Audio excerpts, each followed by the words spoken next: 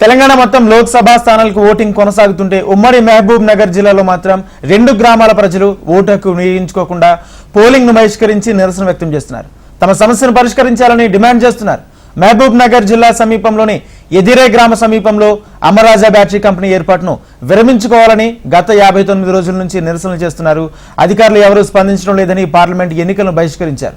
మరింత సమాచారం మా ప్రతినిధి నరేంద్రాచారి అందిస్తారు.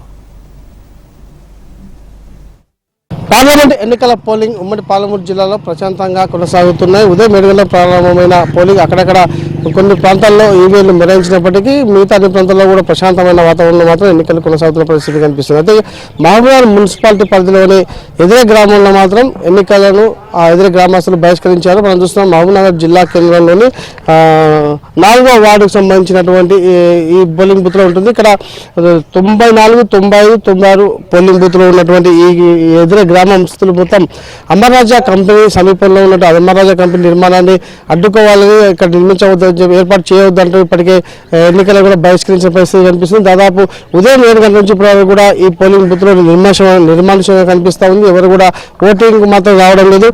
4వ వార్డుకు సంబంధించిన మహబూబ్నగర్ మున్సిపాలిటీ పరిధిలో ఎదిరే గ్రామం 4వ వార్డు ఉంటుంది. 4వ వార్డుకు సంబంధించి ఇక్కడ మూడు పోలింగ్ బూత్లు ఏర్పాటు చేయడం జరిగింది. 94, 95, 96. అయితే 96 పోలింగ్ బూత్ లో మాత్రం హౌసింగ్ బోర్డుకు పరిధిలో ఉంటుంది. ఆ హౌసింగ్ బోర్డు పరిధిలో మాత్రం ఇక్కడ పోలింగ్ కొనసాగుతూ ఉంది. మిగతా 94, 95 పోలింగ్ బూత్ సంబంధించి మాత్రం ఇక్కడ ఇప్పటికీ ఒక్క ఓటు కూడా నమోదు కాని పరిస్థితి కనిపిస్తుంది. ప్రస్తుతానికైతే గ్రామస్తులు ఎవరు కూడా ఓటు హక్కు వినియోగించుకోవడానికి పోలింగ్ కేంద్రాలకు రావడం లేదు. ప్రస్తుతానికైతే అమరాజా కంపెనీకి సంబంధించి ఏర్పాటును వాళ్ళు గత కొన్ని నెలలుగా వ్యతిరేకిస్తున్నారు. అందుకు సంబంధించి కూడా ధర్నాలు, ఆందోళన కొనసాగిస్తూ ఉన్న నేపథ్యంలో ఇప్పుడు వచ్చినటువంటి పార్లమెంట్ ఎన్నికలను కూడా వారు బహిష్కరించిన పరిస్థితి కనిపిస్తుంది.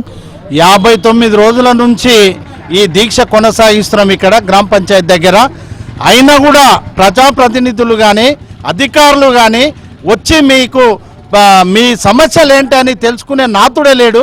అయితే మాకు ఈ అమరాజా ఫ్యాక్టరీ ఎత్తివేసే వరకు ఈ దీక్ష కొనసాగిస్తూ మరి ఈరోజు ముందరు మహిళలు కానీ, గ్రామ యువకులు కానీ, గ్రామ పెద్దలు కానీ, గ్రామంలో ఉన్న ప్రజాప్రతినిధులు కానీ అందరు ముందుకొచ్చి మనం ఈ ఓట్లను బహిష్కరిస్తేనే మన సమస్యకు ఒక రూపకల్పన వస్తుందనే ఆలోచనతోన అందరం కూడా ఈరోజు ఓట్ల బహిష్కరిస్తున్నాం.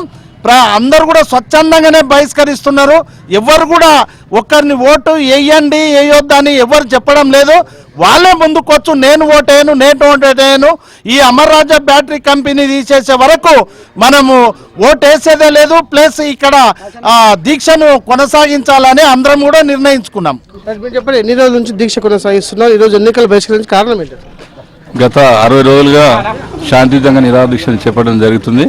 మా గ్రామంలోని అన్ని పార్టీలు కూడా ఏకమై ఇక ఈరోజు జరుగుతున్న ఎంపీ ఎలక్షన్ బహిష్కరణ కోసం అందరూ తీర్మానం చేసుకోవాలని అందులో భాగంగానే ప్రతి పార్టీ నుంచి కూడా ఇంతవరకు ఒక ఎజెండా పెట్టలే. మేము అందరం కలిసికట్టుగా ఈ యొక్క ఓట్ల బహిష్కరణ కార్యక్రమాన్ని చేపడుతున్నాం.